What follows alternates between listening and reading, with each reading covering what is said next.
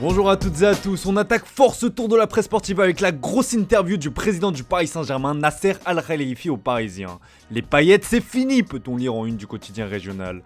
Des mots forts qui annoncent une nouvelle ère au PSG. Il veut moins de bling bling, plus de discipline et surtout des joueurs totalement impliqués dans le projet.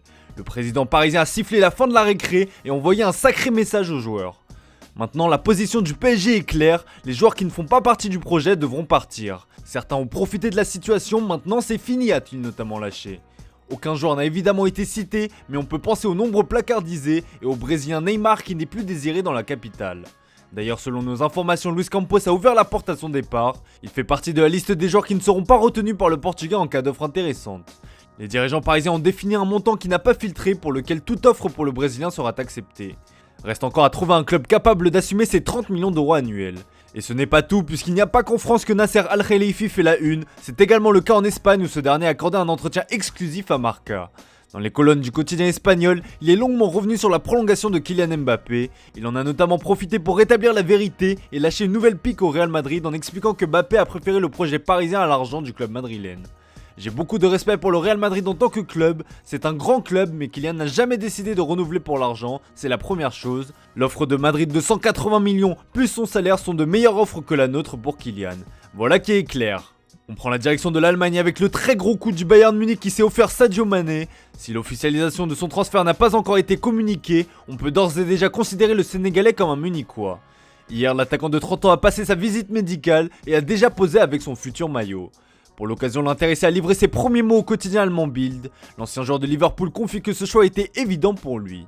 Quand mon conseiller m'a parlé pour la première fois de l'intérêt du Bayern Munich, j'étais accro, je m'y suis vu tout de suite. Pour moi, c'était le bon club au bon moment. C'est l'un des plus grands clubs du monde et l'équipe se bat toujours pour chaque titre. Donc pour moi, c'est une très bonne idée et la bonne décision de venir ici, a-t-il expliqué. L'officialisation devrait intervenir dans la journée. En Italie, un transfert se rapproche également, c'est celui de Romelu Lukaku à l'Inter. Sauf retournement de situation, Big Rom va bien faire son retour chez les Nerazzurri. La presse italienne est unanime en ce mercredi matin et annonce même un accord. Inter, tu m'as manqué, placarde la Gazzetta dello Sport. Le Belge va revenir sous la forme d'un prêt payant de 8 millions d'euros avec 2 millions de bonus liés aux résultats de l'équipe. Le Corriere dello Sport précise que les derniers échanges de documents sont prévus aujourd'hui. Il est attendu d'ici la fin de semaine pour passer les traditionnels examens médicaux. Inzaghi signe et sourit, Romelu arrive, peut-on lire. C'est en effet une double bonne nouvelle pour l'Inter qui a aussi vu son coach prolonger son contrat jusqu'en 2024. En Angleterre, le départ de Lukaku est considéré comme acté, comme le relaie le Daily Express ou encore le Daily Star. Le retour de Big Rom à Chelsea est considéré comme un énorme flop compte tenu du coût de son transfert, en espérant pour l'intéressé que l'histoire ne se répète pas du côté de l'Inter. On reste dans la botte avec un autre gros transfert qui se rapproche de son dénouement, c'est celui de Paul Pogba. Pour Tuttosport, il ne fait plus l'ombre d'un doute, la pioche va faire son retour à la Juventus. Pogba, première arrivée, écrit le quotidien transalpin. On rappelle que d'après nos informations, Pogba a déjà signé son contrat avec la Juve. Il a ainsi paraphé un contrat de 4 ans avec le club turinois. D'autres renforts sont attendus dans le Piémont. Comme l'explique la Gazzetta dello Sport, la Juve est désormais optimiste pour André Di Maria. L'arrivée de Filip Kostic de l'Eintracht Francfort est aussi espérée.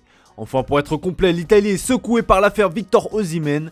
Le procureur enquête, lance le Corriere dello Sport. Naples est soupçonné de fraude comptable dans le cadre du transfert de l'attaquant nigérian en provenance du LOSC pour 71,3 millions d'euros. Des perquisitions ont déjà été menées dans les bureaux du club italien, à Castel Volturno mais aussi à Rome. Une nouvelle sombre affaire qui secoue l'Italie. Allez, on file en Angleterre avec des nouvelles d'Anthony Martial. Après un prêt non concluant au Séville FC, le Français va faire son retour du côté de Manchester United. Mais ce dernier ne devrait pas y faire long feu. Martial abandonné lâche le Manchester Evening News sur sa une. En effet, le joueur de 26 ans ne sera pas retenu par les Red Devils. Comme le rapporte The Sun, le club mancunien a fixé son prix de départ à environ 23 millions d'euros. Il faudra toutefois prendre en charge son énorme salaire. Martial perçoit pas moins de 280 000 euros par semaine du côté des pensionnaires d'Old Trafford. Problème, les prétendants ne se bousculent pas pour le Français. Le Daily Mail indique que le nouvel entraîneur des Red Devils, Erik ten Hag, a été mis au courant de la situation et a accepté l'idée qu'ils doivent peut-être trouver une place dans son effectif pour le joueur qui est sous contrat jusqu'en 2024. Allez, on termine ce tour de la presse sportive avec le dossier Robert Lewandowski qui décidément ne cesse de faire parler. Comme le placarde le journal Sport, Lewandowski demande à négocier. Plus précisément, le Polonais demande au Bayern Munich d'écouter le Barça.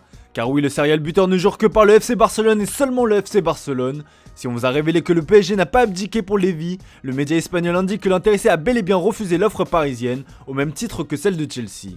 Bon, en tout cas, les coulés sont toujours confiants pour l'attirer. Le Mundo Deportivo parle même de hat-trick de transfert sur sa une.